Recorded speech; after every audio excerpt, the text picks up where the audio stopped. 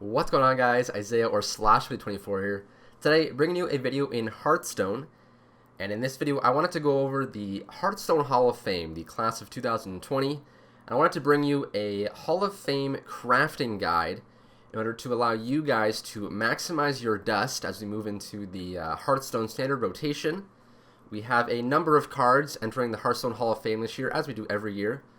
But a lot of questions that I get from some of my friends in terms of the Hall of Fame is, what do I actually do in terms of making sure I have the most dust available to me when the standard rotation happens? Like, how does the Hall of Fame basically work? So the Hearthstone Hall of Fame is when cards, usually from the classic set, are moved into the wild format. They're taken out of standard, moved into wild. And when that happens, you receive something where you can get the full dust value back for those cards. Now, it gets a little confusing because when a card is nerfed, it works differently than that. When a card is nerfed, you can disenchant the actual card itself, and you get the full dust value back. So, for example, if a legendary card is nerfed, say Luna's Pocket Galaxy, when that card is nerfed, you can disenchant it for the full value, so 1600 dust. But when it comes to the Hall of Fame, you don't actually get that dust value back for disenchanting the card. You just get it for having the card. So, for example, I'll get into it more here in a second, but Leroy Jenkins is getting Hall of Famed. So on March, whatever, when the Hall of Fame rotation happens, Leroy Jenkins is going to move to the Hall of Fame, and if you have that card, you will receive 1600 dust just by logging in. You don't actually have to disenchant the card to get that full dust refund. You can then disenchant the card itself in addition to that to receive 400 dust.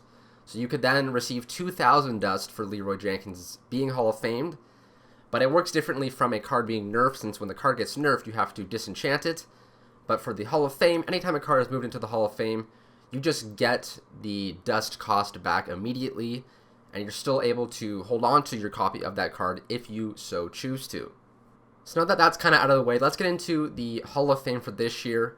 We have 5 cards from the neutral set, and we have 6 cards from the Priest Classic set. For those of you not aware, the Priest Classic set has undergone a total rework from the ground up, moving into the next year here, the year of the Phoenix for Hearthstone. I'm not going to get into like my thoughts and opinions on all these like different reworks for the Priest Classic set, some of the new content coming to the game. I'm going to sort of do that in a separate video. This video is just for the Hall of Fame in terms of a crafting guide to help you guys maximize your dust. So like I said, we have 5 neutral cards moving to the Hall of Fame from the Classic set. We have Leroy Jenkins, Mountain Giant, Mind Control Tech, Accolade of Pain, and Spellbreaker. The first 3 cards there, I think to be expected, those cards are definitely some solid candidates for the Hall of Fame. Leroy Jenkins has been in the game forever. Mountain Giant and Mind Control Tech, a particular point of frustration for a lot of players over the last 12 months.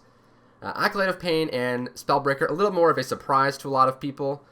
But I liked how they explained it, why they picked those cards. Just Accolade of Pain, a very strong neutral card draw, and Spellbreaker, a very strong neutral silence. They want to sort of have card draw and silence more class specific as we move through different sorts of expansions. So overall, I think the 5 cards that they've picked are definitely some solid picks. But in terms of the Hall of Fame and what this means for dust, if you have, let's say for example, all these cards, so you have Leroy Jenkins and then you have 2 copies of the other 4 cards, if you just have those in your account, on the day of the Hall of Fame rotation, you will receive 2,680 dust. That's if you have non-golden copies of the cards. That gives you the full refund value for the non-golden crafting costs. Now, if you have golden copies and non-golden copies, what happens is that the game prioritizes those golden copies. So let's say, for example, Mountain Giant, you have 2 golden copies and 2 non-golden copies. When you log in on the day of the rotation, you'll receive the full refunds for those 2 golden copies. So in that example, you would receive 1,600 dust each, for a total of 3,200 dust. Moving on to our Priest cards, like I said, we have 6 cards from the Priest Classic set. Moving into the Hall of Fame, we have Akanai Soul Priest, Holy Fire, Shadow Form, Prophet Valen, Northshire Cleric, and Divine Spirit. So similarly to the neutral cards that are going into the Hall of Fame, when the Priest cards go into the Hall of Fame, you will get the dust refunds for the legendary, the 2 epics, and then the 2 different rares. Well, 4 copies of rares in total, I should say. And that'll fetch you a total of, in terms of non-golden, if you have non-golden copies of these cards, 2,800 dust. So if we combine both of these sets, the neutral and the preset, in terms of non-golden dust refunds, let's just say you have all of the 11 cards I've just mentioned, that'll give you a total dust refund when you log in on rotation day of 5,480 dust. So that's a pretty high number, definitely going to be very nice. But what I'm going to kind of get into now is, what do you do, for example, in different scenarios if you, for example, only have golden cards, if I only have non-golden cards, what if I'm missing these cards, what do I do? That's sort of the point of this video. And now that I've sort of explained everything broadly, we're going to get into some of the more specific scenarios and what you should do in order to maximize your dust on rotation day. So let's start out here with a first scenario. What do I do if I just have these cards? So let's say if we look at the neutral cards, what if I just have all 5 of these cards? I have 2 copies of everything except Leroy Jenkins. I only have 1 copy, of course. What do I do? So what you do in that scenario is you do nothing. On the rotation day, you do nothing. You have all the cards, and you just get your dust refunds. Now, obviously, golden cards give you more dust back than non-golden cards on Hall of Fame rotation day. But you in terms of the net gain or loss, it's actually the exact same if you have a golden card, or if you go and craft the golden card when you already have the non-golden. So for example, with Leroy Jenkins, let's say you already have the non-golden version of Leroy Jenkins. So on rotation day, you would then receive 1,600 dust. Now, if you decide to craft a golden Leroy Jenkins, that's going to put you down 3,200 dust, and then on rotation day, you will have gained 3,200, so you're at 0 at this point. And then you can disenchant the golden Leroy itself to gain 1,600 dust. So in that scenario, where you craft the golden Leroy Jenkins, you will have gained 1,600 dust. But that's the exact same amount as if you just did nothing with the non-golden version. Because if you just have the non-golden version of Leroy Jenkins, on the rotation day, you'll just receive plus 1,600 dust. So it's the exact same. You're up 1,600 dust either way in both of those scenarios. So all you really need to know from this, if that was very confusing for you, is that if you have your maximum amount of playable copies in golden or non-golden, you're just going to want to do nothing. Now, in the second scenario, if you don't have a card, what do you do? So for example, I'm missing 1 copy of Shadow Form.